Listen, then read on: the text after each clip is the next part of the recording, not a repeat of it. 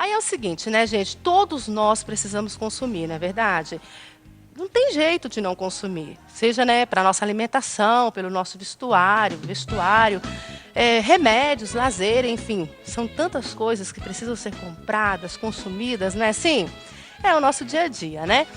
A compra e a venda, ela existe, ó, desde a antiguidade, né? E naquela época lá era feita em forma de troca, né? Eu tinha um pouco de feijão, precisava do arroz, eu ia lá na casa do compadre, trocava, né? Arroz pelo feijão, e aí estava tudo certo. Aí, com a evolução da sociedade, foi criado a moeda, né? E hoje, se você quer comprar, você leva lá o seu dinheiro. Às vezes não é tão simples assim, né? Às vezes você precisa parcelar em 10, 20 prestação, mas hoje é feito a compra pela moeda, né?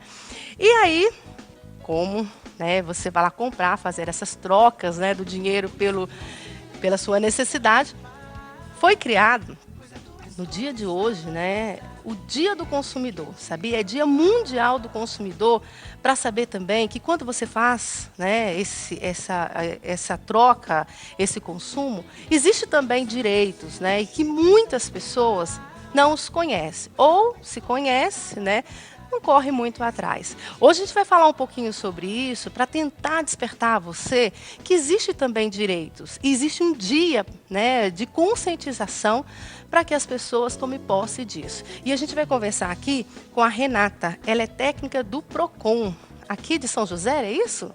Lorena, bom dia. Pertinho da gente, mais pertinho ainda. Seja bem-vinda, viu, querida? Obrigada. Fique à vontade. Ô, Renata, eu acho que muita gente ainda, eu não sei se conhece, né? Ou se não liga tanto assim para os seus direitos, né? Como que você tem vivenciado isso lá no PROCON? Você acha que as pessoas ainda estão meio obscurecidas com os seus direitos ou não? Como é que é? Eu acredito que é o seguinte, eles sabem que existem, mas não sabem especificamente quais e como exigi-los. Por isso que o PROCON age nesse sentido, de orientar previamente, antes da pessoa até ter algum problema, e também de tentar solucionar o problema caso ele aconteça. Porque a gente percebe, né, que é tão difícil, né, gente? Fala a verdade, você que está em casa acompanhando hoje. É tão difícil, né, chegar o dinheiro na nossa mão, né? E de repente você vai comprar e você fica chateado com alguma situação e você quer reverter o quadro e às vezes as pessoas enfrentam algum tipo de dificuldade nessa hora, né? Qual que é o procedimento da pessoa que vive um constrangimento desse e não sabe como resolver? O que ela tem que fazer de primeira mão?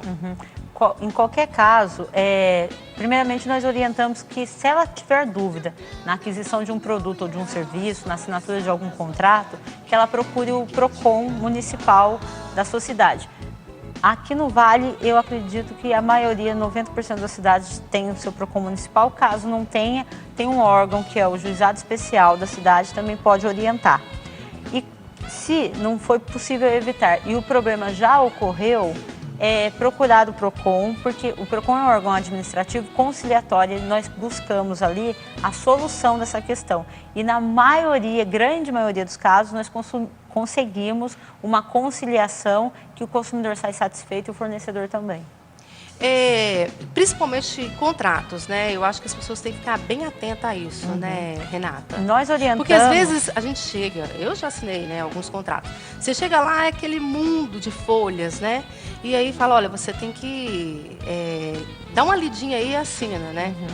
E aí você vai, na boa fé, assinando tudo aquilo, aí depois você vai ter nas surpresas, né? Quais são a orientação na hora de assinar o contrato com aquele tanto de folha que dá pra gente? A primeira orientação que eu dou é leve para casa para você ler e no dia seguinte... Em todos os casos, desculpa interromper, mas em todos os casos, a gente pode levar para casa, né? Pode Isso ser. é bom. Eu quero ter conhecimento, eu quero estudar. O que é um contrato? Um contrato faz lei entre as duas partes. Você está aderindo a que você vai se obrigar a alguma coisa. Então você tem que saber do que você está se obrigando. Então eu oriento no primeiro caso, leve para casa, leve ao PROCON, nós orientamos, a gente lê, vê se aquilo lá está sendo satisfatório para o consumidor ou não. Outra orientação muito importante no caso de contrato, você leu, você concordou, está tudo certo. pegue uma via para você. Você tem direito de levar uma via. E acontece muito que a gente vê no PROCON, é isso também. A pessoa, cadê o contrato que você assinou? Ah, eu não tenho, não me deram. É seu direito exigir uma via e levar uma via para casa. Mas depois de assinado, você já assinou, né? O que seria, por que levar a via? Você tem como recorrer, mesmo depois de assinado? Então, tem eu trouxe até alguns exemplares do Código de Defesa do Consumidor. O Código de Defesa do Consumidor, ele diz que o contrato ele não pode ficar excessivamente oneroso para uma das partes, ou seja, ele não pode sobrecarregar uma parte em benefício da outra. E não pode também conter cláusulas abusivas. Então, no decorrer do cumprimento daquele contrato, por exemplo, o contrato de prestação de serviços, telefonia, TV paga, telefone celular, no decorrer do contrato aquilo começa a ficar excessivamente oneroso para o consumidor. Ele pode pedir a revisão das cláusulas desse contrato. De algumas cláusulas, não vai anular o contrato inteiro, mas algumas cláusulas podem ser revistas. Tá. No PROCON, quais são as principais reclamações? Depois de garantia de produto, a gente tem os maiores problemas. São contratuais, taxas indevidas que são cobradas em financiamento de carro, financiamento de loja, financiamento de, às vezes até de imóveis. Tem umas taxas indevidas que são cobradas, que é grande a reclamação no PROCON. E outro problema que é grande reclamação também é na prestação de serviços, que é o que eu citei. Telefone celular, antes era telefone fixo, que dava mais problema. Agora o fixo deu uma parada e a gente está tendo muito problema com o contrato de telefone celular e TV paga. E como é que faz para a pessoa, estar atenta antes do contrato? Você disse que uma das principais reclamações é com relação à telefonia. Como lidar com isso, hein? Para não ter problemas? Então, como cada caso é diferente e telefonia, a gente observa, né? Cada semana é uma promoção diferente. É verdade, são inúmeras, Então, assim, de repente você aderiu a essa promoção, no mês seguinte você quer aquela outra promoção que é mais vantajosa, você não pode aderir. Então, por isso que a gente lembra do contrato. No contrato é escrito lá qual a promoção que você aderiu ou não e de acordo com aquilo a gente pode exigir. A minha orientação no geral é que surgiu um problema, você está se sentindo lesado, ou você está se sentindo na iminência, eu acho que vão me cobrar alguma coisa excessivamente na próxima fatura, alguma coisa assim, vá até o PROCON da sua cidade. O PROCON, ele tem canal direto com as operadoras de telefonia. Todos os PROCONs têm canal direto com as operadoras de telefonia. Então, tem alguns casos que a gente consegue até resolver numa simples ligação.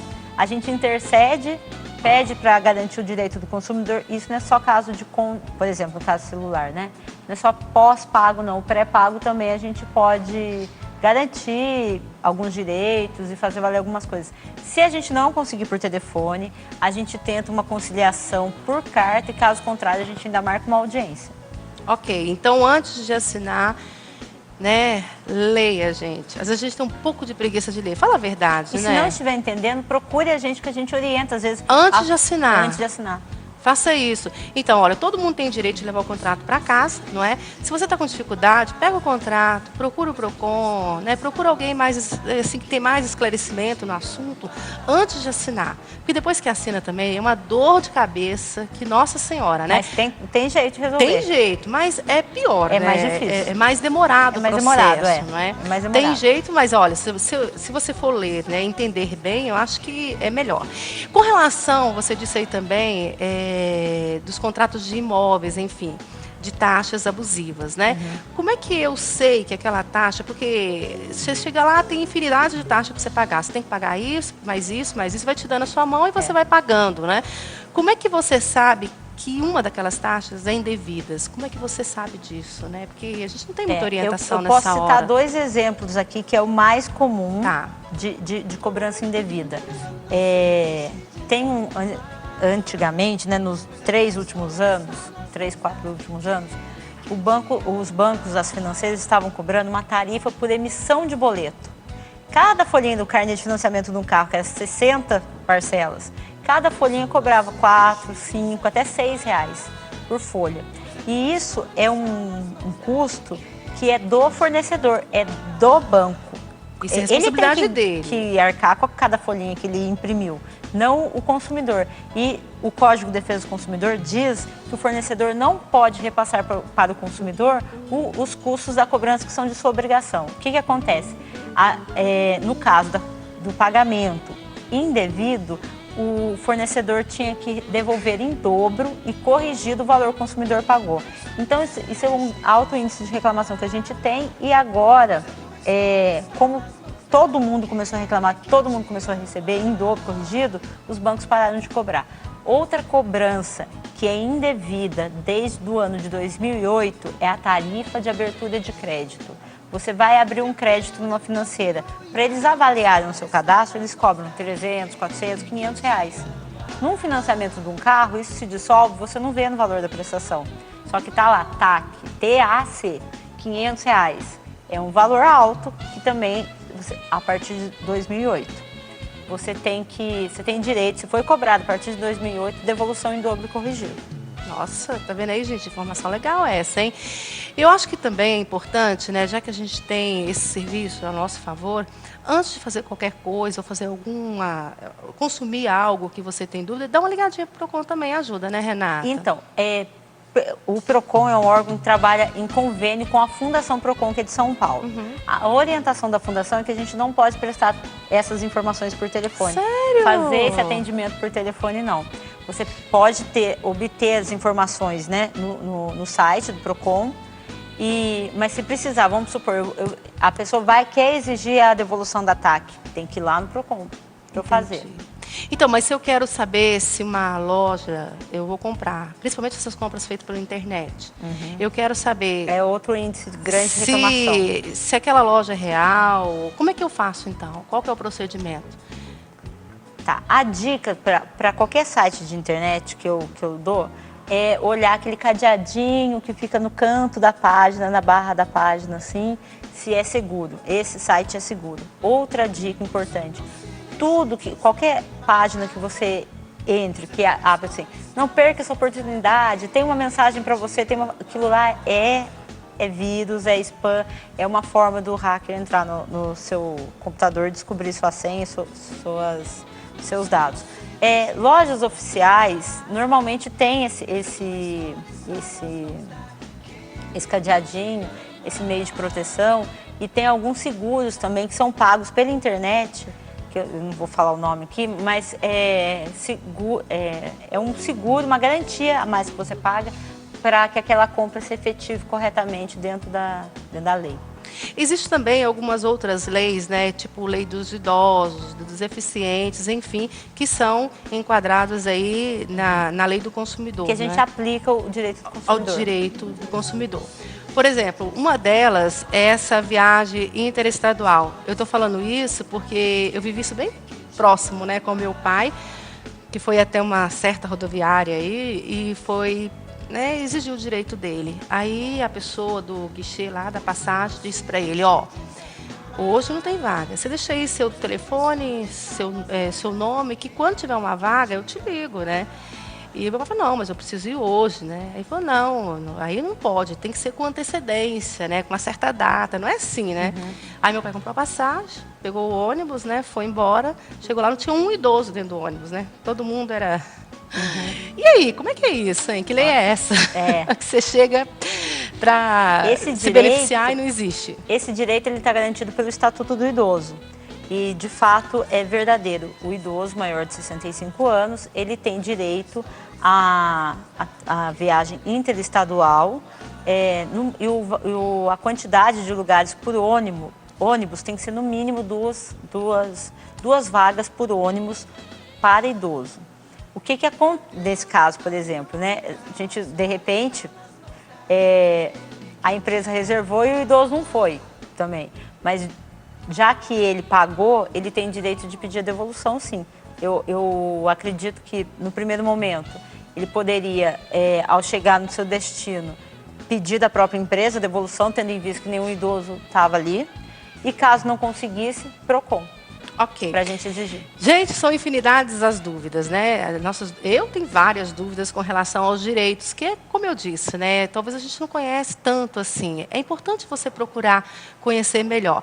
Tem esse aqui, é o estatuto, não é? É o Código de Defesa do Consumidor. Código de Defesa do Consumidor. Deixa eu pegar aqui que ela acabou de trazer e eu não conhecia, gente. De verdade, olha, Código de Proteção e Defesa do Consumidor. Você consegue onde?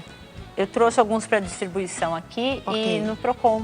No Procon. Qualquer Procon. Qualquer Procon tem um exemplar para fornecer para o consumidor.